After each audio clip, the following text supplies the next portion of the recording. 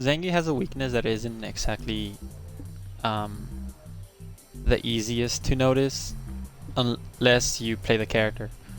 And that kind of being his lack of combo potential if he doesn't spend meter.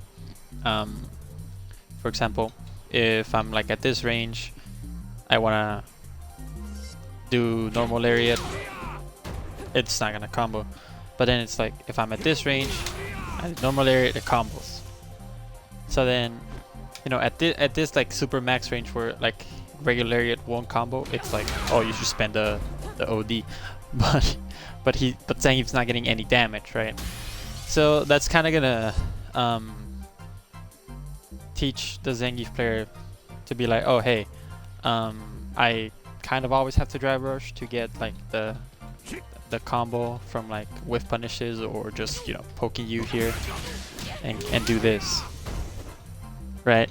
That's 17 damage for no Oki unless you drive rush, right? So then what's gonna happen after the Zangief player like learns that he gets no damage plus no Oki, meterless? You know, because you can spend the OD to get like pretty good Oki, but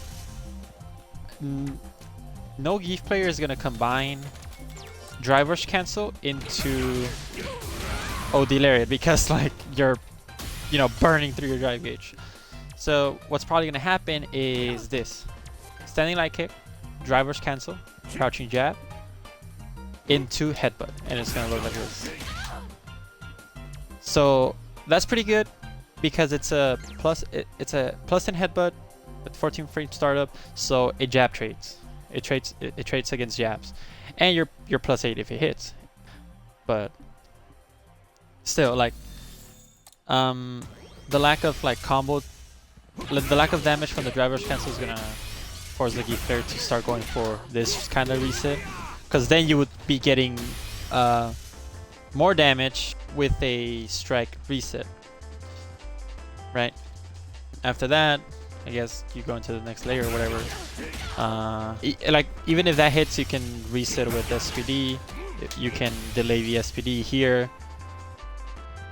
So it's gonna be like, well, it depends on the Zangief player. Like if they want to do rush down, they're gonna be, you know, spending like this, drive rushing after this, doing the aforementioned plus 10 headbutt.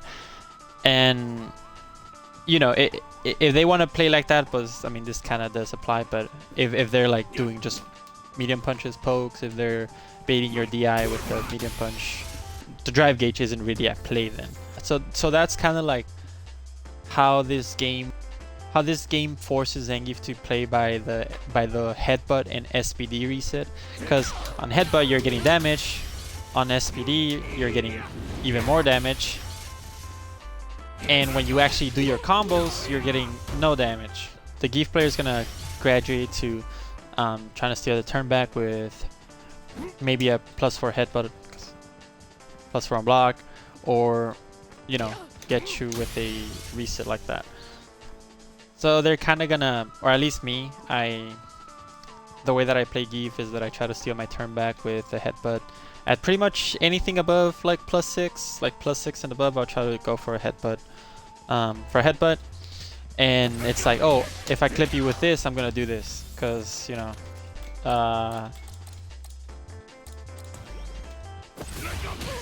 it's giving me a +4 after I already hit you.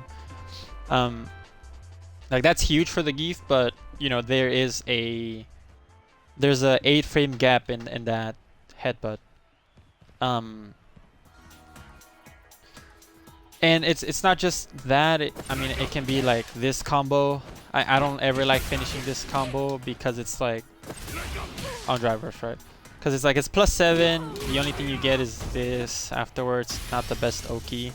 So it's like that.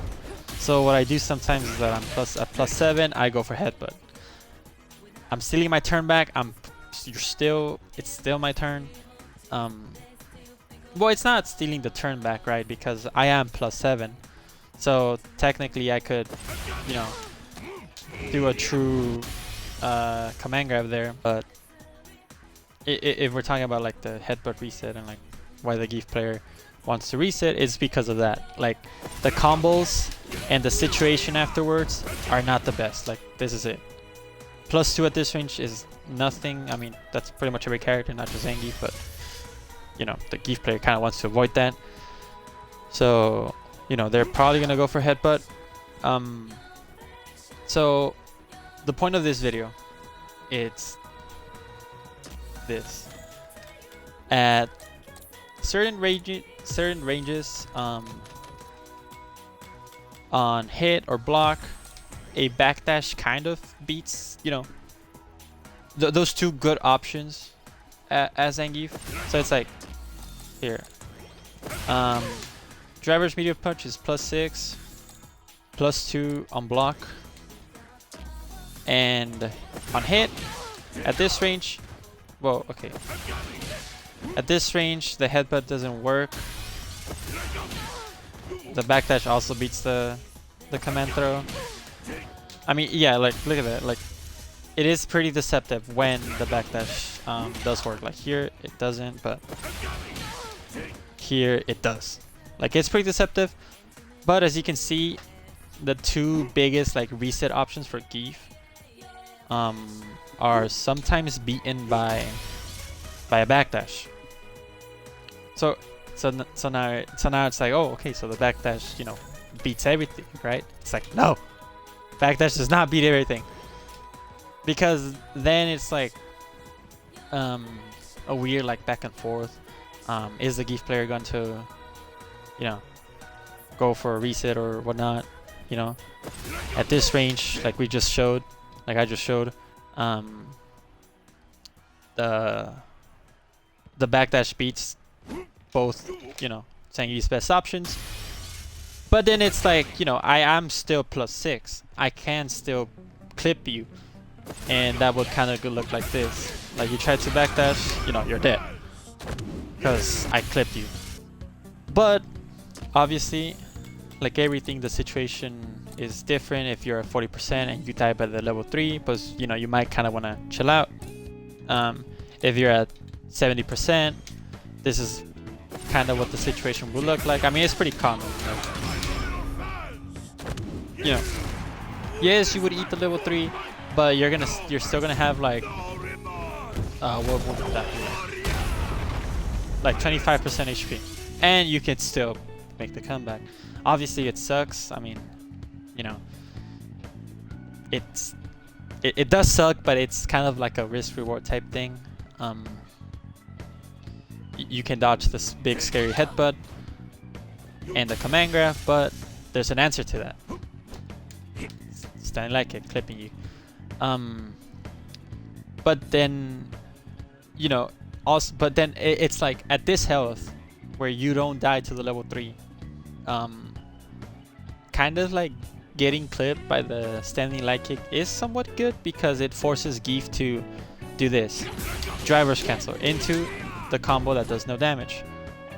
But then because you know that the Geef knows that the combo is not going to do any damage, you know, he might go for a headbutt reset. Wow, huge. This is the next layer. We've reached the next layer. So then it's like, what do you do, right? Like there is still like another layer to that headbutt reset, which is to, instead of mashing backdash because somebody told you that backdash is pretty good against Geef, you use the other defensive option that your character probably has. In Cammy's case, being any super or DP. There's like, oh, that's on. Okay, yeah. There's like, okay, so your backdash got clipped by crouching medium punch, standing light kick, whichever. The Geef is now +10. So, I mean, I know at least for me, I always take my frames and do a headbutt at +10, like the first time where when I'm playing ranked.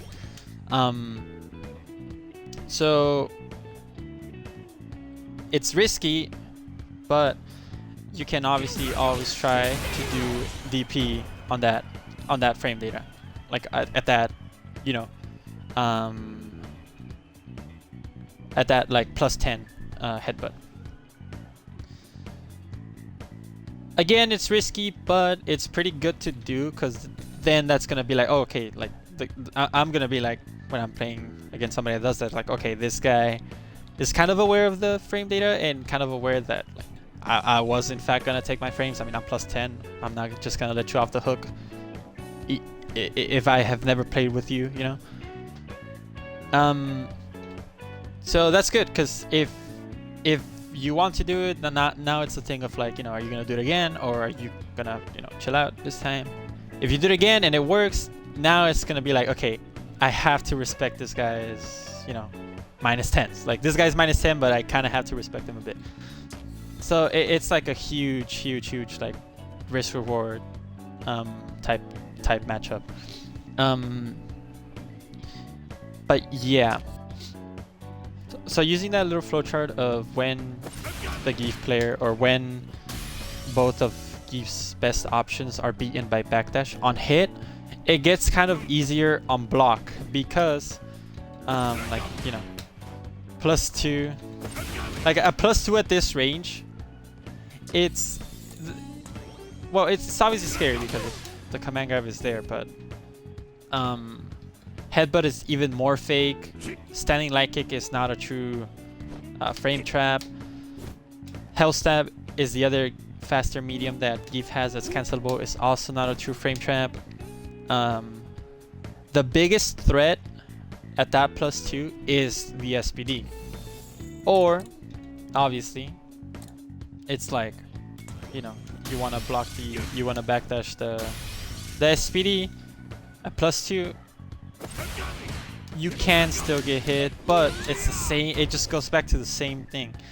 He's spending 3 bars for no damage, and then same thing. The next layer is to go for the headbutt.